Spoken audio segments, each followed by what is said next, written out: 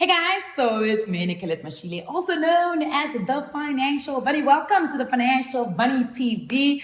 Today we're talking all things, do I still believe in the Mjolo account? Oh my goodness.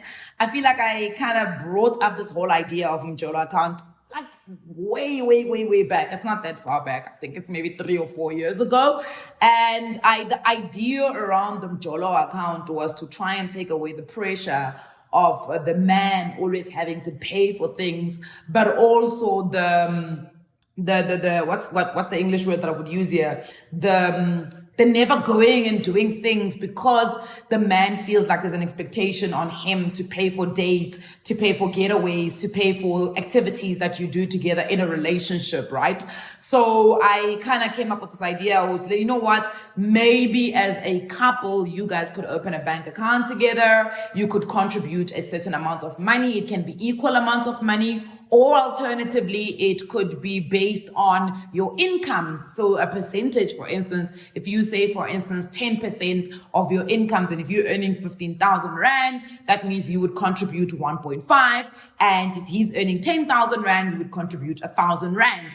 And with that money, then you would use it for your date nights. You would use it for, of course, maybe booking accommodation if you're going away, or maybe booking the flights. But of course, it did not mean that with this idea of Mjolo account, you don't get spoiled. You don't get to spoil him outside of your Mjolo account. For instance, if what the Tau power and you are feeling powerful, you could say, babe, let's go to, for instance, let's go to Cape Town, or let's go to Windhoek, or let's go to a young 57 Waterberg in Limpopo, and you would be paying for everything because this is your idea and this is something that you want. With the Mjolo account, the whole idea was that you guys would obviously plan some of your outings. Maybe you would say one date night per month, and then the other thing would do like an activity.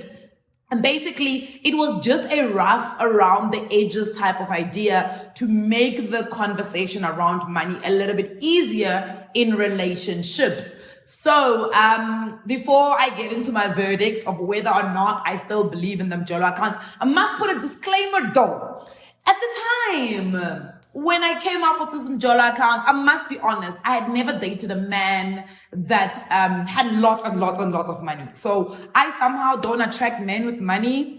Maybe it's because of my mouth. Maybe I'm just here too much, and men with money don't want a girl that's here. Because some of them, if you take away the money, there's nothing left, no substance, no chats, nothing. In fact, a friend of mine was telling me that she was a Jimeli the one time, and she kind of got into a group of guys. They were the people that she was meeting were sitting with a group of guys, and it was like drinks flowing, kumnandi, champagne is popping, everything is all good and well. And then there's this one guy that is just not talking to anybody. He's not saying anything, but you can see he's like exuding those Grotman vibes. Oh, man, I know, baby boy has got it going on. So she asks his friend, and she's like, why doesn't he talk? And the guy says, he doesn't have to talk, he drives a Porsche. And I was like, I know what driving a Porsche means. Maybe it's secret code in the rich people's world, but you know what? I don't care what you drive. You better have a damn conversation. You need to know how to hold a car. I don't care what car you drive. Look, no, wait. Actually, let me be fair. I care what car you drive, all right? So here's my other rule, right? I just feel like if you drive a car that is not better than mine, it's okay. I'm not fighting you. I don't have a problem with you driving a car that's not better than mine. But don't also be awkward now when, for instance, we want to go on a road trip and my car is better suited for the road trip. And it's not like I'm trying to make you feel bad. Your car could be suited for date night. Okay, we could drive in your car, in your Polo, to a date night. But my car is probably a better suited car for the roads to a game reserve. Okay, so don't be weird about that. I just feel like people get very weird about things. And also, I was actually having this conversation with somebody. I know I'm digressing a whole lot here. I was having this conversation with somebody, and I was like, money is such a weird thing because money is a power play, right? But it also becomes a power play when other people act like they don't want to recognize that money is a power play. So for instance, people will say girls with money are disrespectful. No, a disrespectful person is going to be disrespectful whether they got money or not. That's just who they are, right? Money does not make somebody who's not disrespectful. If you are already disrespectful and then you've got money and you think that the money is part of who you are and what your status is, you're going to be more disrespectful because you don't see other people, because again, money is a power play, right? But however, in the same breath, let's not pretend like something isn't what it is, because people will get awkward about things that are like standard in your life. For instance, you will say something like, my first date, I want to go on a getaway. And people are like, why am I going to get away? Oh my God. No, that's just who I am. I don't want to go on a dinner date. I don't want to go to the movies. I don't want to do those weird things because that's just not who I am. And also, having had female friends, or women friends rather, not female, right? Having had women friends who were really rich before I even made any amount of money, and having to live with them and listen to the conversation that they had. And I'm talking about now on a female friendship, a woman friendship. Guys, I need to learn this female woman thing, because what is a female, right? On a woman level, on woman friendships, right? I would hang around with these young ladies and things were just standard. Things that I thought, oh, you're being bougie. Oh my God, why must you say that? And that was me having to deal with my own financial insecurities, because for those women, that was their life. That was what their norm was. That was what they knew and understood, right? So the other day, for instance, I'll give you an example, and I'm not trying to offend anybody here, but I just want to give you another example. So I posted on Twitter and I'm like, oh my God, why are all my favorite safari lodges still so expensive? It's January. I thought I had the game. I go to holidays in January because in December everybody's rushing there and it's peak times and whatever. But they're still expensive in January and I don't understand why. And this gentleman says to me, Masambe, and I'm like, okay, where? He's like, yeah, I found some lodges for 1.3 to 1.6 thousand rand. And the thing is, I laughed because I was like, oh, wait, what? Where is the luxury that we're paying for at 1.3 thousand rand? And it was just funny to me because I was like, if he knew me better, he would know who I am and would know what my standards are and what my norm is. Of course, he doesn't know me, so he doesn't know that. So I understand that, right? But again, if I had to say that in a normal setting, people would think, oh, you're being bougie. And the reality is, no, I'm not being bougie. That way, I have worked so hard to get there. Do you understand? There are things that I do skimp on that I don't think are important. Where I sleep, where I habitat, it better be great. It better be better than my own house. Do you understand? So I think people get offended because of people's norms and what people have created as standard in their lives. People get offended by people's preferences. I mean, the other day, somebody on Twitter said, I don't want to date a 9-to-5er. And people were like, oh my God, don't want to date 9-to-5ers. And it was just like, relax. That is her preference. Why are you fighting somebody else's financial preferences? I don't get it. I don't get why people get offended when somebody has worked really hard or somebody wants to move themselves out of the space that they were in into an elevated space.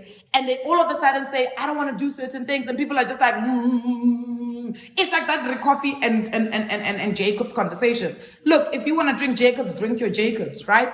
But you must afford the Jacobs. You must not want to drink Jacobs on somebody else's budget. That doesn't make sense, right? So I think it's also very important as a human being to understand that people are going to have their own financial preferences, even in relationships. And it does not mean that somebody is trying to disrespect you.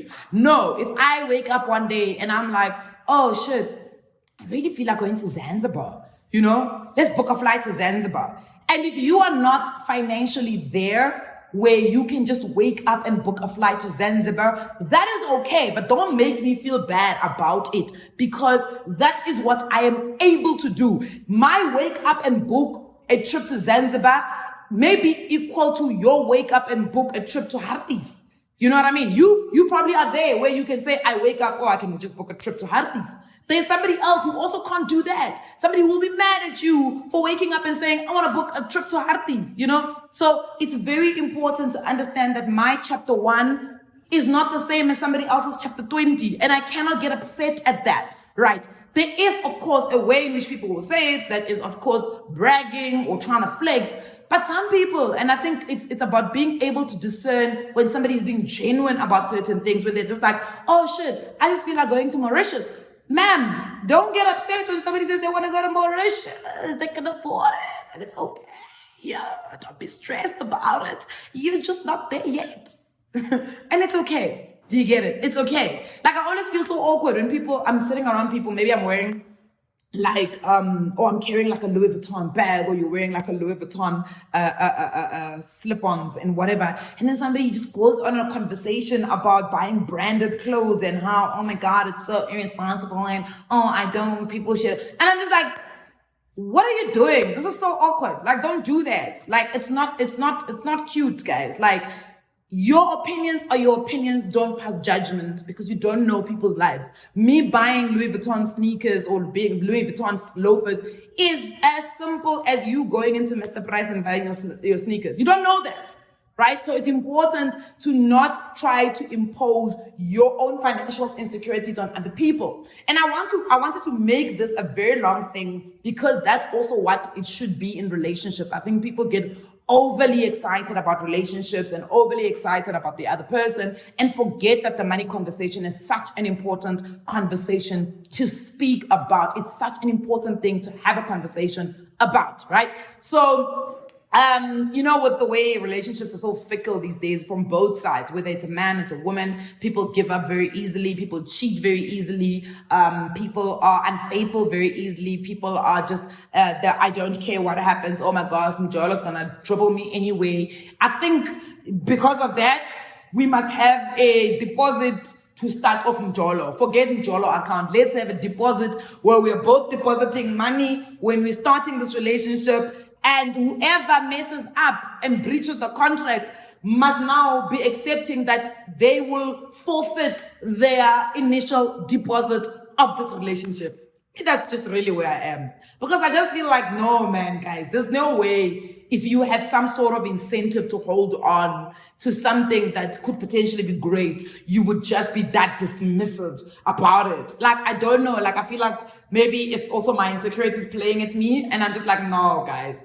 I just feel like, you know what, people have become too fickle in relationships that they just don't care. So they do whatever they do. It's my and this, you know what, I'm all for mental health. And I think it's important to have mental health and to protect your mental health as much as possible. But I think at the same time, don't be a toxic person and then want to play the mental health card when somebody else reacts with a level of toxicity that you have shown them. That's unfair. Don't play the mental health card and say, oh my God, I gotta protect my mental health because you yourself need to check yourself because you yourself were being somebody that was breaching or diminishing or undermining somebody else's mental health. So that's also important for you to realize, right? And I think that's something that we all need to work on. I definitely think that all of us are guilty. I mean, there was a tweet I put out the other day that says,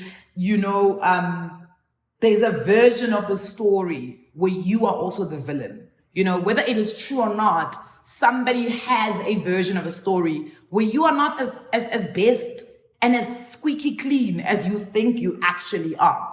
Anyway, coming back to relationships, I also have 3 things that I think it's very important that people should be very wary of. These are red flags when it comes to finances and relationships. My first one and most important one is when somebody doesn't listen to your financial needs. When you explain certain things that you want to do certain things a certain way, and somebody just always wants to challenge that as if it's almost like, and I'll give you an example. So you will say to somebody, one of the best things that I really love receiving is flowers. And the person, instead of going to buy you flowers, as you said, I need flowers, they will go and buy you a Louis Vuitton bag. And you're like, what are you trying to do? Are you trying to be flashy to me? Are you trying to show me that you've got money? I think that's a big red flag. My second red flag is somebody that says they've been working. When you look at their CIPC registration, it's like 2013, what. And you're like, okay, so you've been in business for long, sure. I'm not saying that business has been great since 2013. Or somebody says, no, I'm like 30, 34, 35. So when did you start working? And no, I started working around about 20, 24, 25. And you're like, okay, you've been working for a long time, but that person doesn't have a single asset. Not a single goddamn asset to their name. Not even a young, chicken. Like, what? Why don't you have assets? Do you understand what a net worth is? And okay, it's fine. People will say, yeah, but that person also maybe doesn't have liabilities. I don't care if you don't have liabilities. Why don't you have assets? Liabilities are not something to have. Okay? People think that they say, oh, but I don't have liabilities. Hello? Liabilities are not something you are supposed to have. Yeah, okay, we leverage debt and here and there to build wealth, but technically liabilities are not something you are supposed to have. So people will say, oh, I don't have liabilities, but you don't have assets either. What's happening? What's happening in your life that you don't have no assets at your big age? Yeah? Such an experienced career person or business person. And I'm not my asset. Hey, boy, evaluate your life. And I think the third, biggest red flag for me is simply somebody that just lives hand to mouth. Hey man, what's going on? You want to tell me that every single time you get a paycheck, you are a diamond walk? Like, it's fine. You make a lot of money. Great. I'm really excited. But every single time before your next paycheck, I want a next. And it's good that you're getting a next paycheck. It's good that you're getting a next invoice. It's good that you're getting a next remittance. The day before the next, when your job is to consistently, desperately chase invoices and make sure invoices are paid. Desperately wait for salary day because actually on the day before your salary comes in, you're literally living hand to mouth. Hey boo. What's going on there? Yeah. Also, I think another red flag that's a bonus red flag is somebody that continuously borrows people money. If you borrow people money all the time, in my world, there's two things that kind of pop up. And I was actually telling somebody this yesterday. It was like, somebody's borrowing money from me. And I'm like, the word no is actually very appropriate when somebody borrows money. And you don't have to say no in a harsh manner. You can just say, I don't do the borrowing of people money thing. Borrowing is when somebody borrows, you lend. The lending of money out. I don't lend people money out. Like, it's just so important that you make that a life value for yourself. Because I just feel like if you're consistently lending people money, it means that now you are a borrower from your friends and you borrow a lot. So y'all are just returning favors to each other. Because you lend somebody money once, twice, 3 times. At that time, you're just like, boy. Why when I ungeza bank? EVPS yakho mina. But if you are like, so I just feel like, I don't know, and maybe I just need to think about this one very carefully without passing judgment. But I just think that no man can't be, okay? Cannot be. But we'll talk about these red flags a little bit more as the year progresses. So going back to the question, am I still from Mjolo Account? Most definitely yes. I'm still from Mjolo Account. I think it's such an important part of your relationship that can really build you guys, can get you to, first of all, being able to get somebody to commit to a monthly contribution is a win for you because you kind of know that your partner can actually do this. They can commit to a long-term commitment in terms of savings or investing, but also they don't want the power play dynamics when it comes to you guys paying for dinners, paying for date nights and all of those things. But I would love to leave you with this question. When do you think is the most appropriate time for you to tell your partner how much you earn? Please leave all your answers in the comment section. I look forward to reading all of them. And yeah, I'm gonna put a disclaimer on this video. Everything that I said is what I said, but I'm really gonna change my mind on a lot of things. Not these men that have money will make you change your mind on a lot of things. But anyway, see you guys on the next one. Mwah.